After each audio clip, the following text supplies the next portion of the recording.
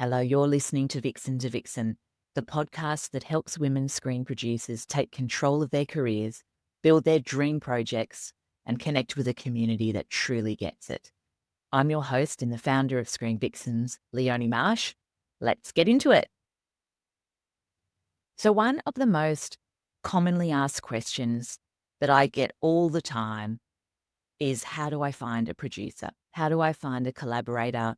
How do I find a partner, a creative partner?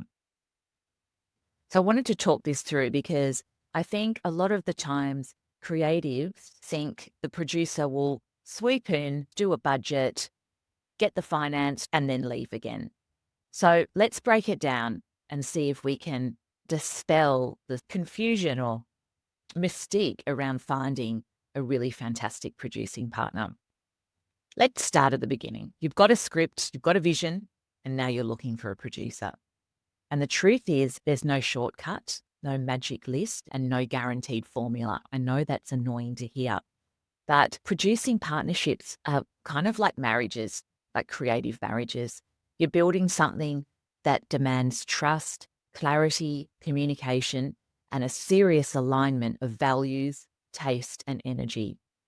So before we even get into how to find a producer, I want to flip the question and ask, what are you offering the producer? Are you offering a truly compelling story? Are you offering a clear vision of the film or the show or the project's pathway, not just creatively, but strategically? Are you bringing a collaborative spirit that respects the producer's time, skills, and lived experience?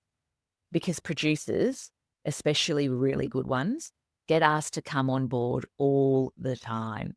So the real question is, why this project? Why now? And why you? What I've learned after 10 years of listening to Vixens in our community is that producers come on board for very different reasons. And I've learned this because I'm a producer myself. And it's good to understand the different reasons motivating a producer to attach to a project. Sometimes it's the story because it grabs them by the heart, or it's you, the filmmaker, because they believe in your voice and your vision, or it's the potential of the project for festival recognition or financing or long-term creative growth, or it could simply be timing. They've got capacity. They're looking for something to put on their slate. They've wrapped a job and they finally have some time and are open to new projects. So a really great producer is always thinking holistically. Does this project align with my values?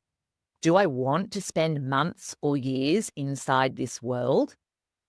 And will this move my producing career in a meaningful way? So if you're looking for a producer, start by building relationships, not just hitting up strangers on LinkedIn or sending cold pitch emails. You could attend some screenings. You can join communities like WIFT, Women in Film and Television, or Screen Vixens. You could offer to help on someone else's project first. You've got to follow the breadcrumbs of genuine connection, because it's not about finding a random producer. It's about finding the right producer, someone who sees what you see, who shares your ambition and brings something powerful of their own to the table. So if you're on the hunt for your producing partner, take your time, lead with generosity, and remember that it's not just about getting someone on board. It's about building a relationship and a connection that will carry the project and both of you through to the next level and to the completion of the project. And that can take a long time.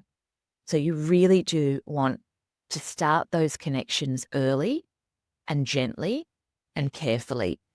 And there is that expression, having generals, booking some meetings in. They might just be Zooms. They might not all be face-to-face.